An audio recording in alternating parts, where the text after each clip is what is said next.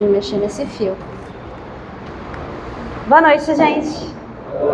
Todo mundo bem? Me ouvem direitinho? Então tá. Bom, gente, hoje é dia de falar emoções que curam e eu vou falar dos 2 primeiros capítulos desse livro. Sibeli, você já falou desse capítulo aqui? Sim, já falei. E vou repetir porque nada melhor do que uma repetição para fixar, né? Mas antes disso, farei propaganda.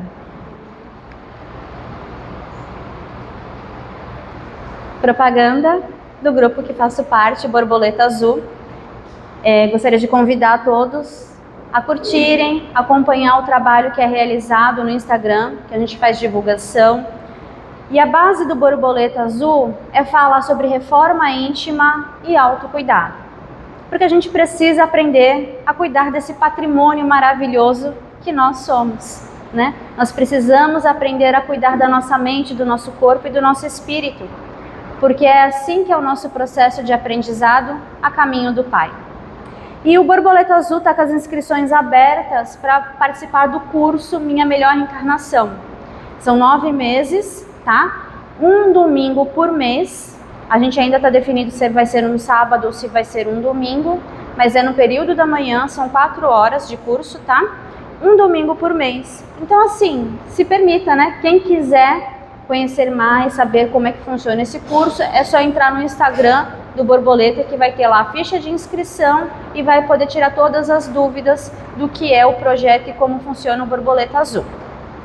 E o próximo convite é para conhecer o meu canal no YouTube, que as outras palestras, o engraçado foi assim, gente, essa é a primeira palestra dessa sequência, mas eu comecei a gravar a partir da 4ª, então as iniciais não estão presentes no canal, por isso que eu estou gravando hoje, tá bom? Para dar sequência direitinho lá. Então o canal é Coisas pra Vida, se eu colocar lá Sibeli Ribeiro que vocês vão me achar. Acabei as propagandas do dia, tá bom, gente? E aí nós vamos para o nosso tema. Nós vamos falar sobre emoções que curam, que é este livro maravilhoso, que é uma psicografia do médium Vanderlei de Oliveira com o espírito Hermâncio Fux. É terapia, gente. É autoconhecimento. É nos permitir nos conhecer verdadeiramente sem as ilusões que nós criamos para o nosso dia a dia. Ilusões essas que estão tão enraizadas no nosso íntimo que a gente leva a nossa vida como normal. E aí, só quando nós temos um toque, um despertar, ou uns trancos que a vida nos dá, que a gente percebe que é algo que não está muito certo. E esse livro, que é a terapêutica que acontece no Além, no Hospital Esperança, nos permite olhar com mais amorosidade por ser que nós somos, para as nossas sombras, para a nossa luz. Nós precisamos aprender a desenvolver o auto-amor em nós. E isso é um processo. Nós não desenvolvemos o auto-amor em nós da noite para o dia. Porque somos seres que estamos presos a crenças limitantes, a padrões de comportamentos milenares. E nós precisamos aprender a desapegar disso com consciência. E tudo isso, gente, tem uma base. Essa base é um ensinamento. E qual é o ensinamento? Foi o que Jesus deixou pra gente. Amarás teu Deus sobre todas as coisas e ao teu próximo como a ti mesmo. O como a ti mesmo é o auto-amor. Então vamos lá para as reflexões da noite? Começa, gente, com a reflexão do seguinte. No Livro dos Espíritos, no livro 3, em que fala das leis morais, nós vamos ter o capítulo 1, que fala lei divina ou natural. Na questão 614, Kardec pergunta assim para os espíritos: o que se deve entender por lei natural? E os espíritos respondem para Kardec o seguinte: a lei natural é a lei de Deus, a única verdadeiramente necessária à felicidade do homem. Indica-lhe o que deve ou não deve fazer. E ele só é infeliz porque se afasta dela. Então, nós descobrimos o porquê nós temos problemas. Porque nos afastamos da lei de Deus. Quando estamos alinhados à lei de Deus, cumprindo o que Deus pregou para nós, deixou lá para nós, nós temos felicidade. E nós só nos tornamos infelizes porque deixamos de vivenciar ela. Uma das maiores leis aí, gente, que é a base, é a lei de amor. A lei de amor está em aceitar a tudo e a todos como cada um é. Será que a gente já vive isso? Aceitar todo mundo como exatamente cada um é? E principalmente, será que a gente se aceita como nós somos? Pergunta de milhões, hein? Será que eu me aceito como eu sou? Pois é o nosso desafio, né? E aí Kardec pergunta assim para os espíritos: a lei de Deus é eterna? Os espíritos respondem que sim, é eterna e imutável como o próprio Deus. Nada relacionado a Deus muda. Quem é que muda o tempo inteiro? Nós. Então, onde está o problema aí, gente? Em nós, seres rebeldes, em aprendizado. E faz parte do processo errar e acertar. A questão é, como eu me aceito nesse processo?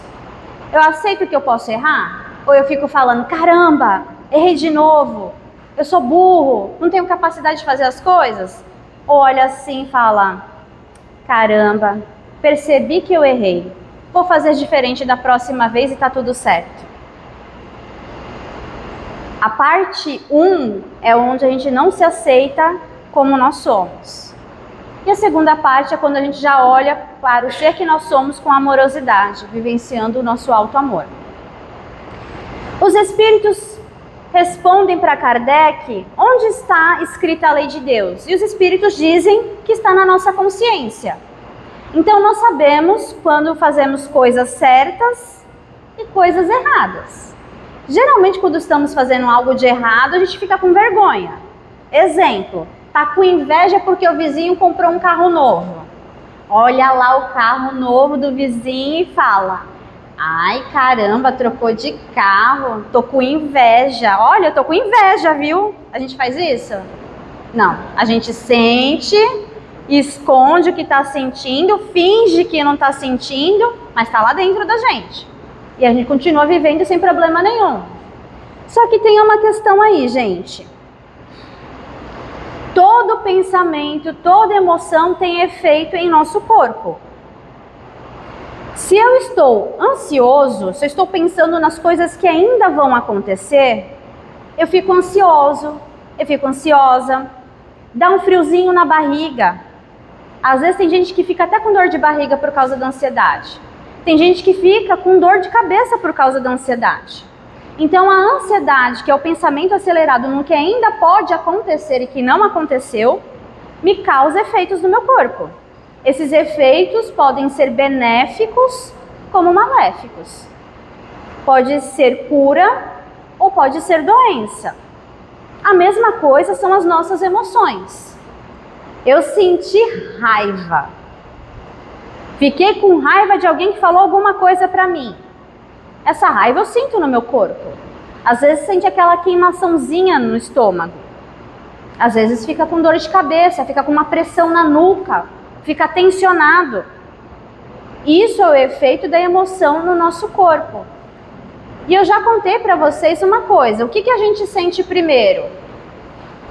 Primeiro a gente pensa ou sente, ou a gente sente e depois pensa? Primeiro a gente sente. Tanto é que os bebês já têm todo o sentir na barriga da mãe. Se a mãe está alegre, o bebê sente alegria. Se a mãe está triste, ele sente a tristeza. Se a mãe é uma pessoa nervosa, ele vai sentir o nervosismo da mãe. A percepção da criança, inicialmente, é pelas emoções da mãe. Ainda a gente não tem notícias se os bebês já pensam na barriga, tá, gente? A gente vai precisar da ciência desenvolver um pouco mais. Mas já está relatado em casos de que bebês nascem com um trauma por causa da experiência vivida com a mãe. Então nós chegamos nesse mundo já sentindo as coisas através da nossa mãe.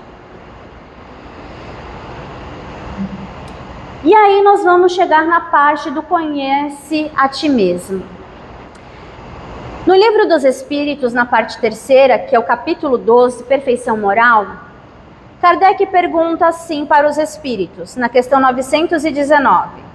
Qual o meio prático mais eficaz que tem o homem de se melhorar nesta vida e de resistir à atração do mal? Todo mundo sabe como se faz isso? Receita de bolo? Alguém tem? Pois é. O Espírito responde assim: um sábio da antiguidade vou-lo disse, conhece-te a ti mesmo. Será que eu paro para pensar no que eu sinto no dia a dia? Será que eu paro para pensar no que eu estou pensando? Por que brotou esse pensamento na minha cabeça? Será que eu sei o que é o meu pensamento, o que é influência? Será o que eu estou captando do meu meio? Será que isso que eu estou pensando é meu mesmo? Quantos questionamentos, né, gente? E aí eu trouxe essa imagem aqui para ilustrar como fica a nossa cabeça no nosso dia a dia. Nós temos pensamentos alegres, nós temos dúvidas, nós temos as nossas confusões, nós temos os nossos pensamentos de raiva. Quem não, gente? Todo mundo sente raiva aí? Sente tristeza? Alegria? Muito bem. Medo, tristeza, alegria, raiva e nojo são sentimentos base. Todos nós sentimos. Faz parte do nosso ser. Não há problema nenhum em sentir isso. Problema tem quando a gente nega o que a gente sente. Porque é o processo inicial de adoecimento. Por exemplo, uma amiga convidou todo mundo menos você para uma festa. É sua amiga. Sejam sinceros. Ela não te convidou, você fica feliz ou triste? Triste. Aí ela vai falar assim, poxa, eu esqueci. Estava tão tumultuado que acabei esquecendo, não foi por querer e tal. Aí você fala assim, tá tudo bem, com aquele sorriso amarelo. Tá tudo bem, não tem problema, acontece. Mas você tá triste. Aí você fala assim pra ela, não tem problema. Mas no teu íntimo você vai estar feliz ou vai estar triste? Negar essa tristeza é um start inicial para um monte de outras coisas que podem surgir. Por exemplo, você pode pensar, ai, ela não gosta mais de mim. Será que eu fiz alguma coisa para ela não ter me convidado? Uma coisinha puxa a outra. Se eu entender naquele momento que realmente ela esqueceu por algum motivo pela correria e tá tudo bem porque pode acontecer, eu estou resolvido internamente, eu estou em paz, eu entendo que erros podem acontecer porque eu também erro, eu consigo pacificar o meu ser e seguir em frente. Agora, se eu tô cheia de caraminhola, um monte de coisa mal resolvida, eu vou achar que ela tá com raiva de mim, eu fico melindrado. Ai, poxa vida, fulano não me convidou. Aí eu vou falar com o outro para chorar as minhas queixas. Ai, a fulana é tão a minha amiga, mas ela não me convidou, eu fiquei tão triste com ela. Mas para ela você falou que estava tudo bem. E para o outro você está falando que ficou triste com ela. Está criando problema. Porque se a amiga souber que você está falando para o outro que ficou triste com ela, o que vai acontecer? Ela vai ficar chateada. Isso são coisas do nosso dia a dia e a gente não percebe.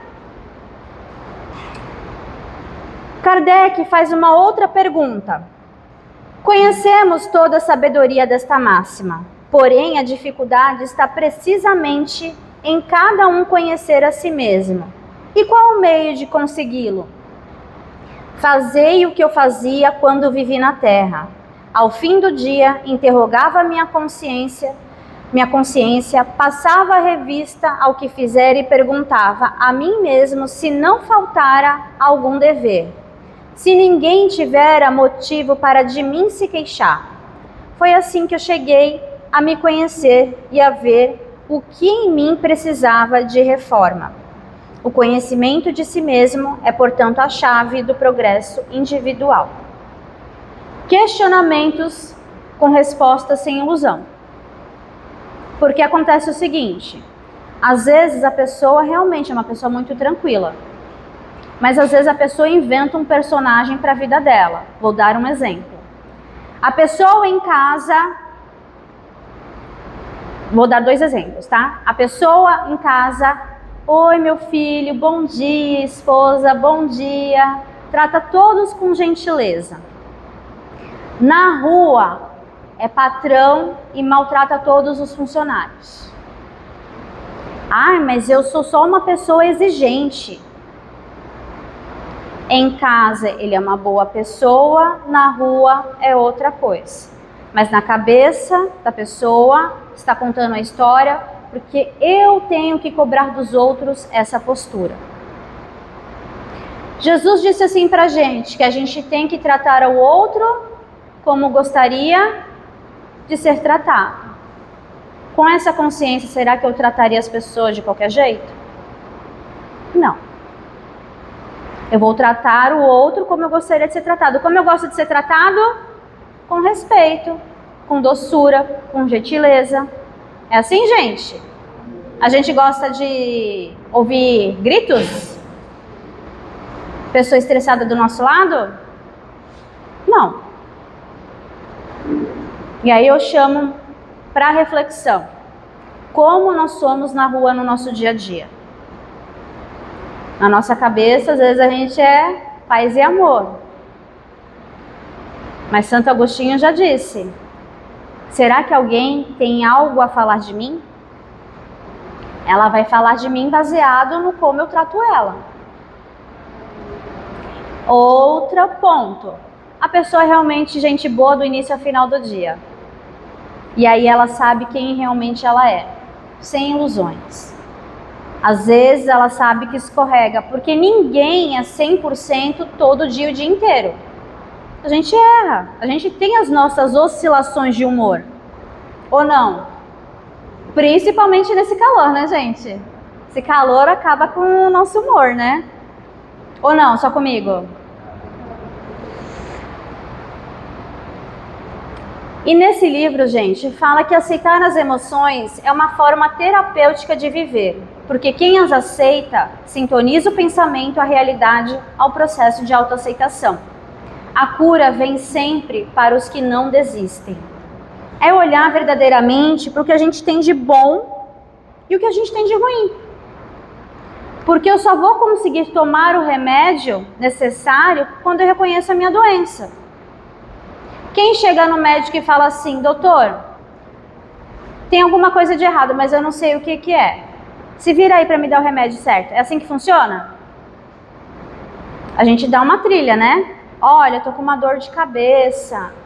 Tá acontecendo assim há quanto tempo? E aí o médico vai passar exames baseado no que você fala e vai te dar o remédio apropriado. Mas aqui para o desenvolvimento do ser em aprendizado, que somos todos nós, a resposta é sempre a mesma, o remédio é sempre o mesmo. Vocês chutam alguma coisa? Que remédio é esse? Começa com A e termina com R. Dê a dica. Amor. O amor é a cura para todos os males do ser em aprendizado. E tanto é que quando nós já tivermos ele realmente em nós, nós vamos atingir a nossa iluminação. Nós vamos vivenciar o reino dos céus manifestado em nossos corações. Nós vamos proporcionar o reino dos céus para quem está ao nosso lado. Porque quem ama, gente, tem uma presença tão gostosa que a gente só quer estar perto. Vocês conhecem alguém assim? Aquela pessoa que dá vontade de ficar do lado e não sair mais? Já é um indício de presença de amor ali. Mas também é o contrário, né? Tem pessoa que você fala assim, ih, fulano chegou, tô saindo. Não acontece também assim? Faz parte, né? Todos nós já passamos por esses estágios, tá? E aí nós vamos entrar na introdução do Dr. Bezerra de Menezes. Esse livro tem 2 introduções. Uma do Dr. Bezerra de Menezes e a outra da irmã Cido Fux. E eu não poderia deixar de falar dos 2, porque é muito rico o resumo dos 2. a introdução dos dois. Dr. Bezerra de Menezes começa citando Mateus. Ele diz assim: curai os enfermos. E chamando os seus 12 discípulos, deu-lhes poder sobre os espíritos imundos para expulsarem e para curarem toda enfermidade e todo mal. Curai os enfermos, limpai os leprosos, ressuscitai os mortos, expulsai os demônios, de graça recebeste, de graça dai. Está em Mateus capítulo 10, versículo 1 e 8. E nesse capítulo, gente, o que acontece? Jesus já tinha ensinado os apóstolos, já tinha dado alguns ensinamentos. E aí ele falou assim: agora vocês já sabem. Agora vai lá vocês e façam, porque eu já ensinei. Só que quando ele fala assim, curar, ele está falando só do corpo físico, gente? O que vocês acham? Está falando principalmente do ser. O nosso ser é só físico? Pois é. A cura, gente, é principalmente para o nosso espírito, para a nossa mente viciada em comportamentos. E quando ele fala curai os enfermos, será que eu já sou uma pessoa perfeita? Será que os apóstolos eram perfeitos? O que vocês acham? Não. Então eles tinham que aplicar tudo aquilo que Jesus ensinou primeiro neles, para depois aplicar por onde eles andassem. Porque é fácil, gente, você acreditar no que uma pessoa está falando só porque ela está falando? O que a gente observa? As atitudes da pessoa. Eu não posso falar assim, olha, você tem que ser bom, e sai daqui e já chuta o cachorro. Faz sentido isso?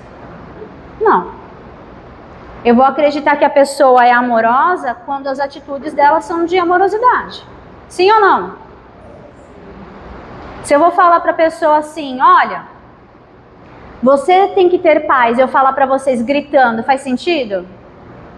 Uma pessoa pacífica fala gritando, gente? Não faz sentido.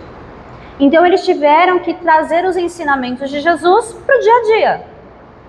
Então os ensinamentos, a cura começou com quem? Com cada um dos apóstolos, dos discípulos. E como nós também somos aprendizes de Jesus, tudo aquilo que a gente ouvir é para quem primeiro? Para nós. Nós precisamos aprender a cuidar da pessoa mais importante da nossa vida, que é? Muito bem. Vou repetir mais isso mais algumas vezes só para ajudar a fixar, tá? Porque às vezes a gente esquece. Às vezes a gente tá tão no turbilhão, mas olha para o lado e fala assim, vou me deixar de lado e vou cuidar do fulano. E se esquece.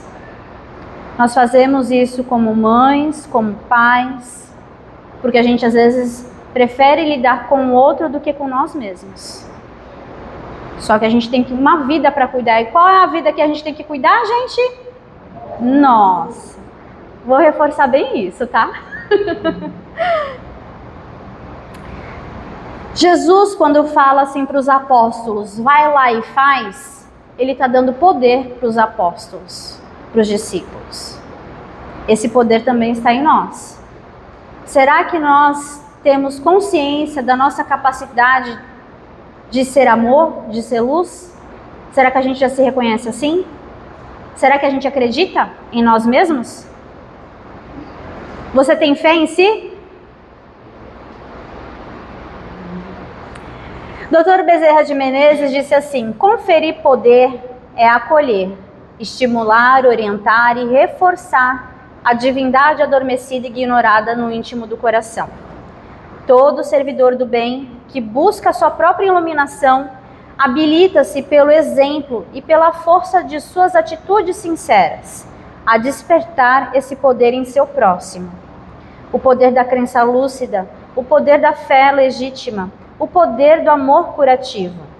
Nessa ótica, amar é construir relações afetivas capazes de fazer florescer o melhor de cada um de nós, dilatando o poder individual de cura e de iluminação interior. Essas são as páginas 12 e 13 do livro Emoções que Curam, tá, gente? Pergunta: você se acha uma essência divina? Você se reconhece como um filho, filha amada de Deus? Ou quando você ouve, você fala assim, esse negócio é estranho. Ou não, eu olho para mim e falo, não, eu sou uma essência divina. Eu estou aqui para manifestar a vontade do Criador na Terra. Ou você fala assim, eu acredito, mas tem dia que é mais ou menos, estou trabalhando ainda nesse meu íntimo, estou mais para lá e mais para cá, depende do dia. Já é uma certeza, está na dúvida ou não acredita? Não precisa responder. Se questione, porque quando a gente fala que você é um ser amado, que nós somos luz, Jesus disse, vós sois o sal da terra, é porque nós estamos aqui para fazer a diferença. A diferença começa em mim, na minha capacidade de fazer o meu melhor um pouquinho a cada dia. Não estou aqui para competir com ninguém. Eu só tenho que ser um pouquinho melhor do que eu fui ontem. Ou será que eu não acredito na minha capacidade de fazer o melhor? Ou não? Eu entrego o meu melhor todo dia. Quando nós fazemos a nossa parte, desenvolvemos o conhecimento que Jesus deixou para a gente, o mandamento que Jesus deixou para a gente, que é amar a Deus sobre todas as coisas e ao nosso próximo como a si mesmo, nós inspiramos quem está do nosso lado. Nós sentimos o amor da pessoa que já está emanando isso verdadeiramente. Será que nós somos essa pessoa que já está emanando esse amor?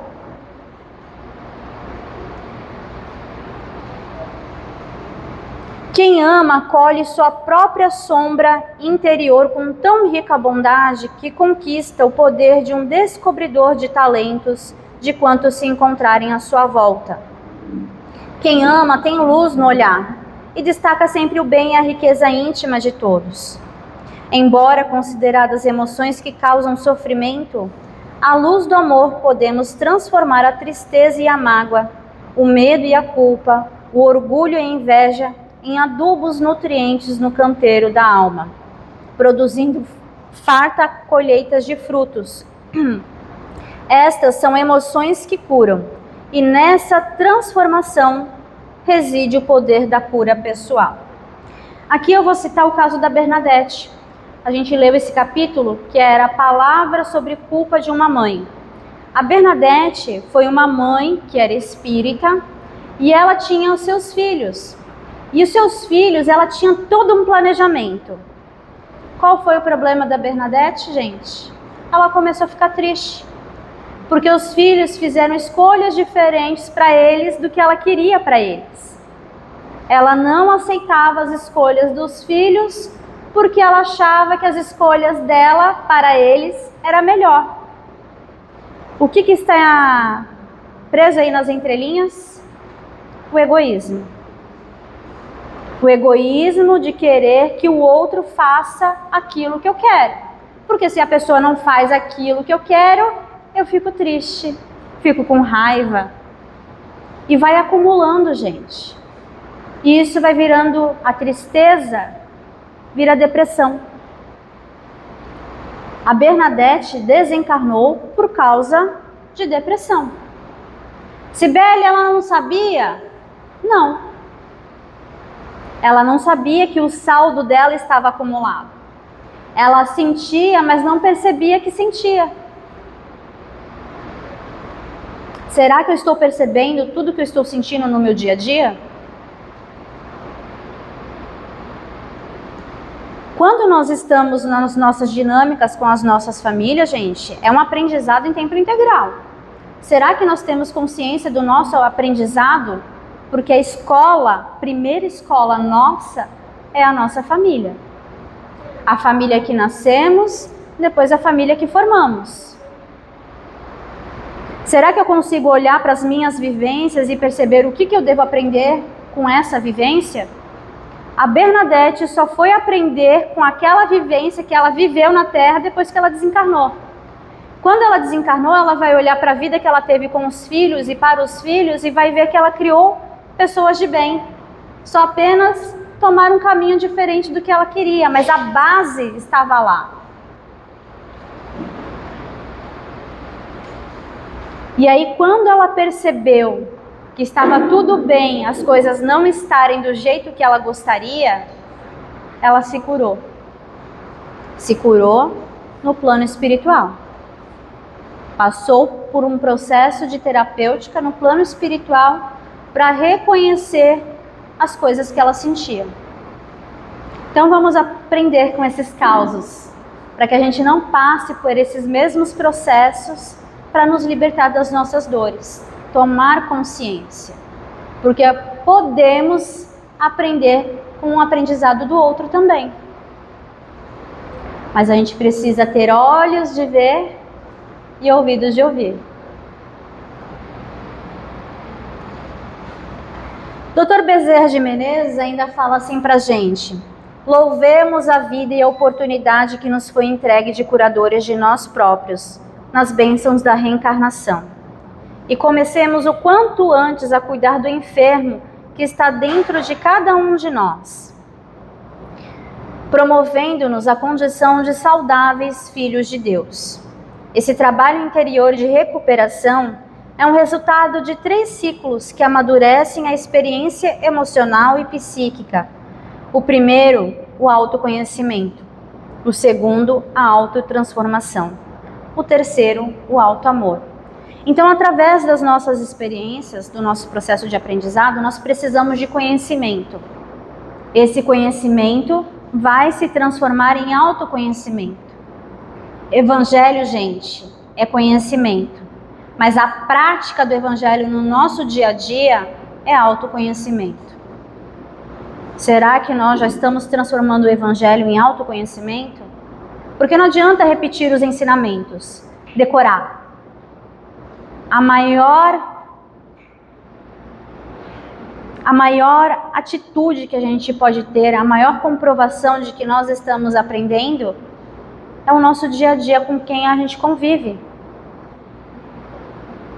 Será que eu já estou vivenciando esse auto-amor? Porque quando eu tenho um auto-amor em mim, eu transbordo amor. Eu não preciso falar que eu sou, as pessoas percebem. Depois que nós desenvolvemos o autoconhecimento, nós vamos nos transformando. Eu sei que não é legal estourar, perder a paciência. E aí eu me controlo, vou entendendo por que eu tenho esses gatilhos. E aí eu me permito pacificar o meu mundo íntimo. E aí as pessoas falam assim: nossa, fulano estourava com qualquer coisa, agora está mais tranquilo. As pessoas veem a nossa transformação. E quando desenvolvemos essas autotransformações em nossa vida, nós vamos vivenciar o auto-amor, que é aquele ensinamento que Jesus deixou pra gente, que é amar a si mesmo. Eu só vou conseguir amar o outro quando eu me amar verdadeiramente. Porque amor, gente, é leve, não tem cobranças, não tem controle. Nós aceitamos cada um como é verdadeiramente. E isso começa em nós, olhando para esse ser que às vezes tem raiva, que fica triste, que fica magoado, e tá tudo bem, mas que se permite aprender com esses sentimentos. E aí a irmã se vai falar pra gente que a base das nossas dores, do nosso sofrimento, está no egoísmo. E os Espíritos nos diz que o maior problema da humanidade está no egoísmo, porque ele está tão entranhado em nós que nós não percebemos. Por exemplo, furar fila. Ai, eu primeiro. O outro pode esperar, eu não posso esperar. Furar semáforo, no trânsito sair costurando na frente de todo mundo, porque quer chegar primeiro, não importa a que custo. Às vezes a pessoa sai fazendo um monte de besteira, mas não olha o rastro que deixou para trás. Às vezes a pessoa gosta de falar as verdades dela, porque ela se acha dona da verdade, só que ela não tem ideia do impacto que a verdade que ela está falando para as outras pessoas. Cutucadas, né, gente? Às vezes a gente faz isso no nosso dia a dia. Porque o egoísmo, gente, é quando o nosso ego está doente, quando se acha prioridade acima de tudo e de todos. Primeiro eu, segundo eu, terceiro eu, quarto, quinto, sexto eu, e por aí vai. Ego tem problema, gente?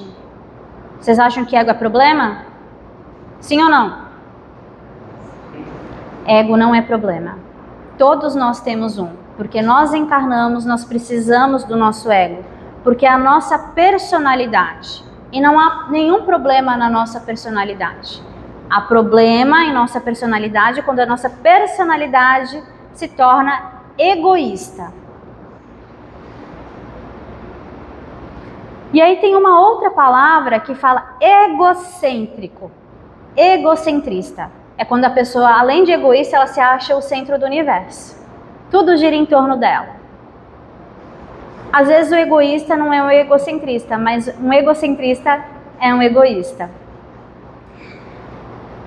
E a irmã se cita, logo na introdução na introdução dela, o egoísmo é, pois, o alvo para qual todos os verdadeiros crentes devem apontar suas armas, dirigir suas forças, sua coragem. Digo coragem porque dela muito mais necessita cada um para vencer a si mesmo, do que para vencer os outros. Isso está no Evangelho segundo o Espiritismo, no capítulo 11, item 11. Esse capítulo, gente, é amar ao próximo como a si mesmo. E aí esse item fala exatamente sobre o egoísmo. E o que cura o egoísmo, gente? Já falei essa palavrinha. Amor. O amor vai iluminar o egoísmo. Porque tá tudo bem, às vezes, a pessoa ser egoísta. Porque ela precisa se priorizar. Mas se priorizar não significa que ninguém tem que sofrer porque eu estou me priorizando. Porque todos são importantes e eu entendo a importância de cada um. Eu sou importante e a pessoa que está do meu lado também é. Para eu ficar alegre, o outro não tem que ficar triste. Tá tudo bem o outro ficar alegre também. E isso é maravilhoso. Eu não preciso ficar incomodado com a alegria do outro. Quando eu fico incomodado com a alegria do outro, eu estou sendo egoísta. Na vida mental inconsciente, hábitos milenares que governam atitudes e sentimentos são capazes de elaborar severas dores da alma. Os processos psíquicos e emocionais mais variados guardam uma conexão estreita com a personalidade egoísta. Sentimentos estruturais que serviram para o progresso do espírito na caminhada evolutiva, como a culpa, a raiva, o medo, a tristeza e o orgulho, sofreram terríveis mutações sobre a influência agressiva do egoísmo, transformando emoções básicas e necessárias para o crescimento evolutivo em estados psíquicos e emotivos geradores de sofrimento. Será que nós percebemos quando nós estamos sofrendo? Sim ou não? Será?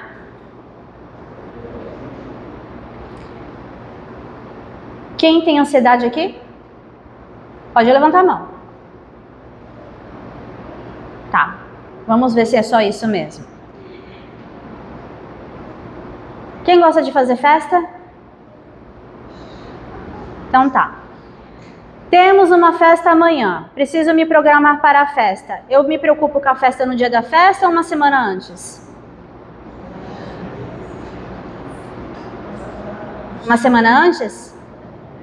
Dependendo da programação da pessoa, até um mês antes, né? E dependendo da programação da festa, às vezes até um ano antes. No caso de quem vai casar e vai fazer uma festa mais elaborada. A pessoa não percebe que ela está sofrendo. Ah, não, só estou planejando. Mas com certeza ela fica com dor de cabeça, fica com tensão. Se está sentindo efeitos físicos, gente, é sofrimento, não é normal. Percebem que a gente normaliza o que é doença nas nossas vidas? Trouxe essa imagem aqui para a gente refletir. Nós temos um repórter com guarda-chuva, está chovendo, certo? A pessoa que está dando a entrevista para ele, está na chuva. E aí a pergunta é, o que o repórter pergunta para ele: você acha que o individualismo é uma tendência crescente? Que ironia, né? Porque se ele não fosse individualista, ele estaria com a pessoa embaixo do guarda-chuva dele. Mas para ele, era normal o outro estar se molhando enquanto ele estava no seco. Será que isso é amor ou é egoísmo? Percebem que é tão natural no dia a dia e a pessoa não percebe? Quantos de camadas de ilusões, de sombras que há em nós e nós não percebemos? Porque estamos presos a padrões de comportamento. Uma família que está acostumada a gritar todo dia, para ela é normal. Para quem não é normal? Para uma família que fala tudo calmo, tranquilo, que respeita cada um. Para uma família que cresceu no meio de violência, a forma de viver deles é normal. Quando percebe que não está normal? Quando um desperta e fala, tem algo de errado aqui. E aí a pessoa faz a sua jornada de aprendizado. Hoje vivemos num país pacificado, gente. Mas o país é reflexo de quem? Da população. Então, se quisermos fazer algo diferente dentro dessas coisas que a gente não gosta, começamos a fazer a nossa parte. Porque tudo só vai mudar quando cada um de nós mudar verdadeiramente. A culpa, sob o golpe do egoísmo, transforma-se em remorso perturbador e martírio destruidor. Todos nós sentimos culpa? Sim ou não? Sim. E o que é culpa? Ah, eu fiz algo, eu não devia ter feito isso. Culpa é bom ou ruim, gente? O que vocês acham? Culpa é se martirizar, é sofrer. Não é porque a gente erra que nós temos que sofrer.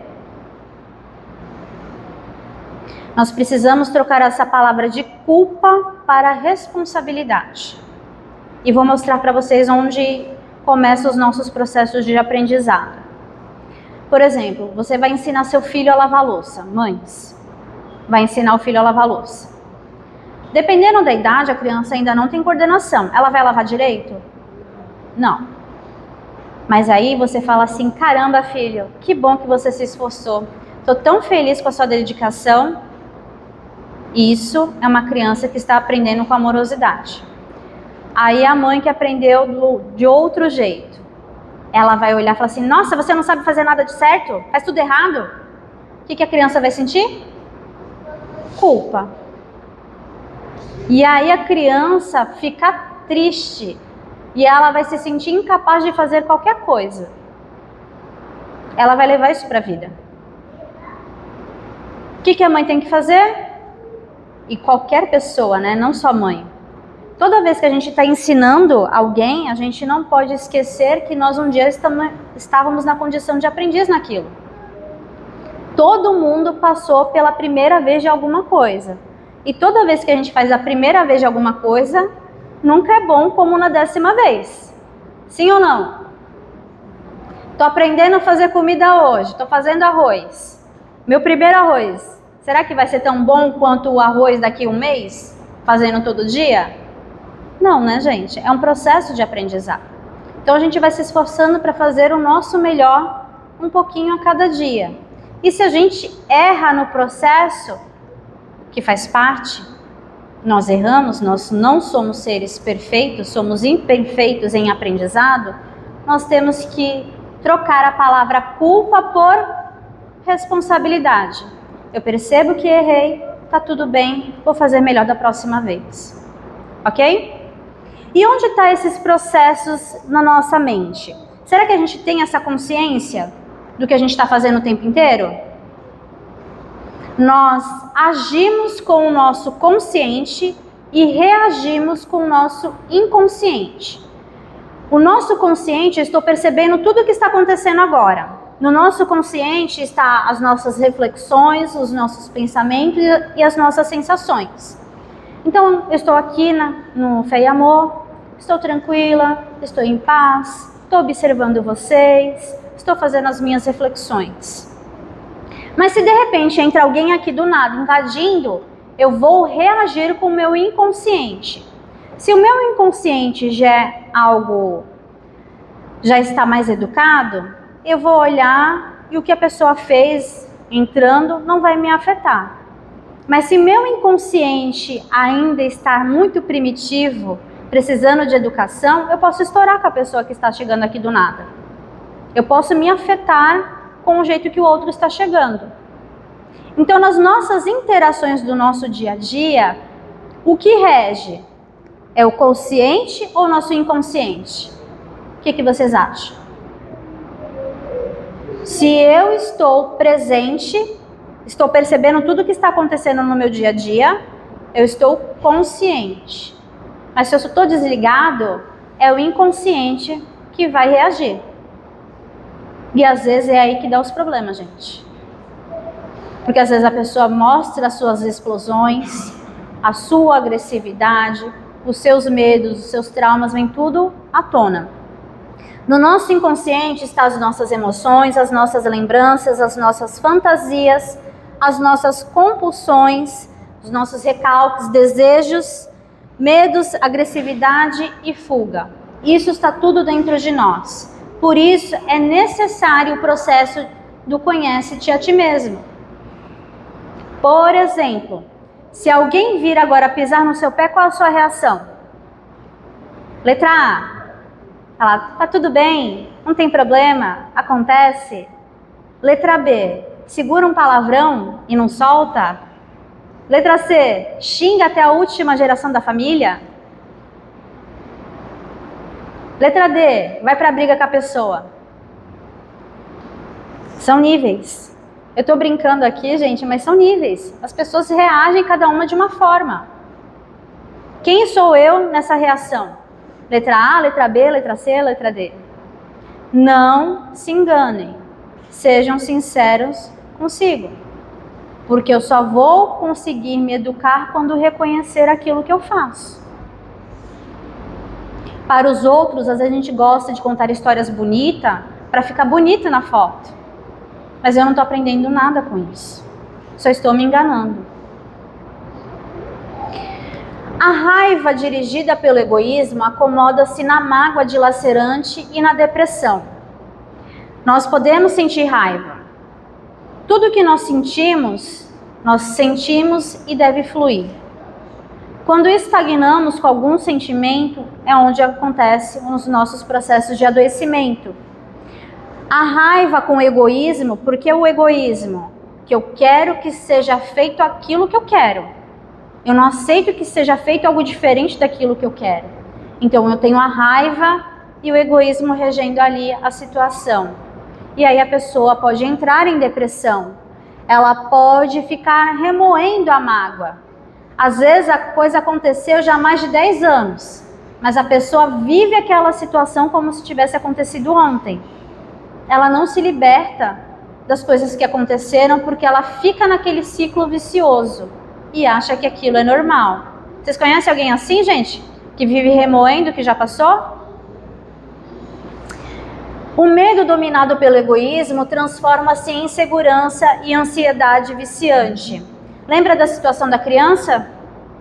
Toda vez que ela for fazer, porque a pessoa que ensinou com ela foi de certa forma agressiva, não teve uma atitude legal, toda vez que ela for fazer alguma coisa, ela vai ficar tentando rever e ver quantas vezes for para entregar. Vou contar um caso para vocês. Eu trabalhei com folha de pagamento. E eu tive algumas pessoas que me ensinaram, mais uma específico, que ela pegava muito pesado no processo de aprendizado. Gente, eu fazia a folha de pagamento para 500 funcionários. Eu conferia 5 vezes a folha. E não precisava. Na segunda estava ok. mas por causa da minha insegurança, porque eu me sentia incapaz, porque eu falava assim, eu vou errar, então eu tenho que olhar uma vez, 2 vezes, 3 vezes. Junto com essa insegurança, o que tinha junto? Ansiedade. Na época de folha de pagamento, gente, meu estômago doía mais que tudo. Mas eu entendia que aquilo era normal. É estresse, faz parte. Será que faz parte, gente? Ou será que a gente normalizou como normal? Aceitou como normal? Não, gente. Nós estamos vivendo como uma sociedade doente porque a gente aceita tudo como normal e algumas coisas não são normais. Nós estamos vivendo numa época em que há muita ansiedade e muita depressão, porque a gente fala, tá tudo bem, é frescura. Não é assim? Será que a gente está cuidando de quem está do nosso lado? Será que a gente está se cuidando para não chegar nesse nível? A tristeza sobre a pressão do egoísmo encarcera o coração na revolta e na rebeldia. O orgulho sob o fascínio do egoísmo atola-se nos lamaçais da arrogância venenosa e da vaidade entorpecente. Orgulho é bom ou ruim? Orgulho é uma expressão de alto amor, gente. Se está pela luz do amor. Tá tudo bem eu ficar feliz pelas minhas conquistas. Tá tudo bem eu ficar feliz pelo algo de bom que eu fiz. Agora, quando eu estou orgulhoso sob a luz do egoísmo, eu sinto a necessidade de diminuir os outros para ficar bem. Tinha um comercial, que acho que era da Faber-Castell, e eu não estou fazendo propaganda da Faber-Castell, que tinha uma tesourinha do Mickey. Alguém lembra desse comercial? E o comercial era assim, a criança aparecia na frente dos amigos, com o chapeuzinho do Mickey, e falava assim, eu tenho, você não tem. Eu tenho, você não tem. Vocês já viram esse comercial? Pois é. A criança estava feliz com o material dela do Mickey. Mas ela precisava ficar esfregando na cara do outro que não tinha? Não. Nós estamos vivendo uma época de uma sociedade com orgulho, com egoísmo. Basta olhar o Instagram. Várias pessoas ostentando para dizer que são melhores e às vezes é só fachada. A irmã se nos diz o seguinte: curar o egoísmo é aprender a criar uma harmonia interior entre a gritaria do ego e os chamados da consciência. É ter coragem de olhar para a nossa personalidade, orgulhosa e interesseira, vaidosa e repleta de melindres, e dar-lhe a direção divina e rica de amor. É reorientar nossos sentimentos para o alto amor. Egoísmo, à luz do alto amor, significa cuidar de si, pensar em si e olhar para si. Sempre tomando por base o bem, não somente o seu, mas o de todos, na perspectiva da realidade dentro do possível. Transformar o egoísmo em alto amor exige coragem. A coragem de nos testar, de experimentar, de arriscar e reconhecer nossos limites verdadeiros, de entender a natureza dos nossos sentimentos e ousar condutas que nos protejam do emaranhado de nossas próprias plantações na sementeira da vida. Todos nós estamos aqui para nos harmonizar com as leis divinas. A lei base para todos nós é a lei de amor. Tanto é que Jesus deixou para nós. Ele disse que a gente deveria amar a Deus sobre todas as coisas e ao nosso próximo como a si mesmo.